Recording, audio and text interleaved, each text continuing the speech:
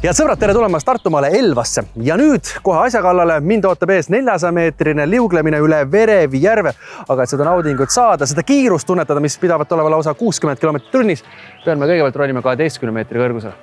Aga ega ma ei ole mingi lödipüks ju. Ja äkki olen, eks näha.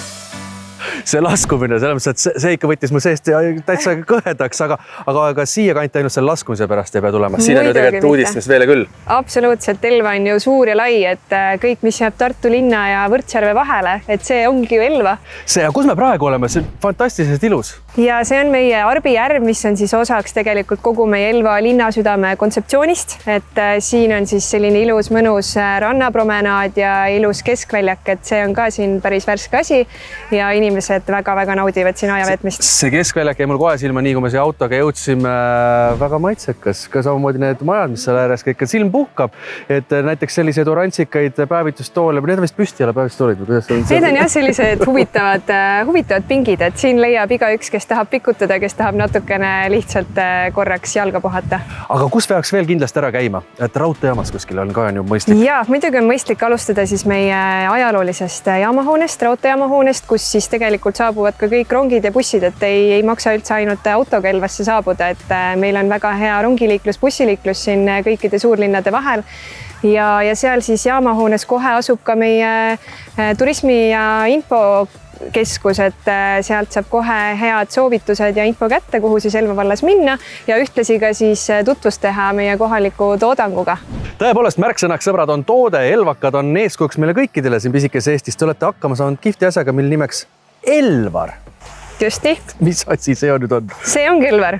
Tema ongi. Ma mõtlesin, mingi meesterahvas tuleb kuskilt. Tuleb ka meesterahvas, mitte küll täna siia, aga Elvar on tõesti ka üks vahva tegelane, aga enne seda tegelast oligi siis tõesti meie pähklivõi Elvar, mis sai siis purki pandud eelmisel suvel. Kuidas sellise idee peal tulite?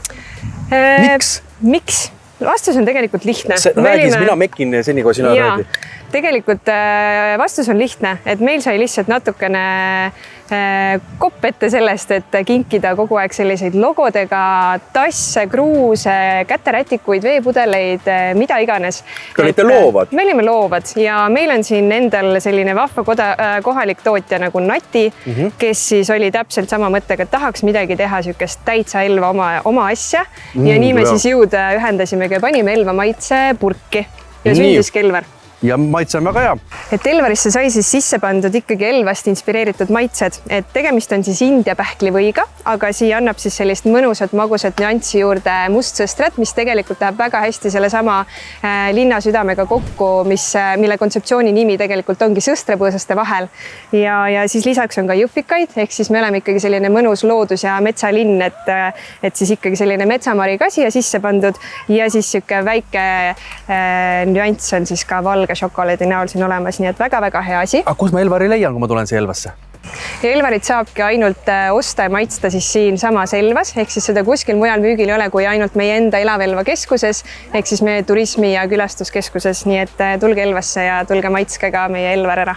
Ja tegelikult Elvar on selline asi ka, et Elvar niisama ei ole purgist, aga rändab päris palju ringi teile. Jah, kui sa nüüd siit lähemalt vaatad, siis tegelikult meil sai siia täitsa juhuslikult joonistatud ka selline vahva tegelane peale ja sel suvel me siis mõtlesimegi, et äratame selle Elvari siis päriselt ellu ja nii temast sai ka siis selline äge vahva tegelane, kes mööda Elva valda seikleb. Ja kuhu siis Elvar läheb ja kuhu võiksid ka kõik teised minna, kes siia kanti tulevad? Oi, meie Elvar seikleb siis kõikjal üle Elva valla, et ta teeb siin tiiru peale Elva linnale, vaatab üle kõik meie mõnusad toidukohad, tuleb täpselt siia samma keskväljakule, käib ära Verevi rannas ja siis ta lähebki üle Elva valla laiali, tutvub meie Võrtsjärvega, meie muuseumitega, käib läbi ka ühest vahvast turismitalust, kus on palju vahvaid erinevaid loo loomi ja siis tegelikult on ka seal hästi armas selline kaader siis ühest meie kohalikust rahvamajast.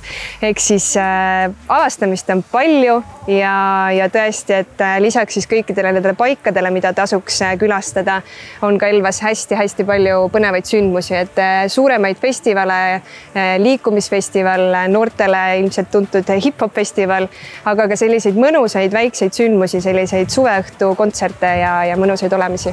Aga elvakatel vist on täitsa omane selline koos liikumine ju. Te olete ikkagi selles mõttes, et mitte isegi Eesti mõttes eesrindlikud, vaid maailma mõttes eesrindlikud. Järjest paremaks läheb. Elvar on ju eeskujuks meile ja nüüd paega sõbrad peale kohe kuulete.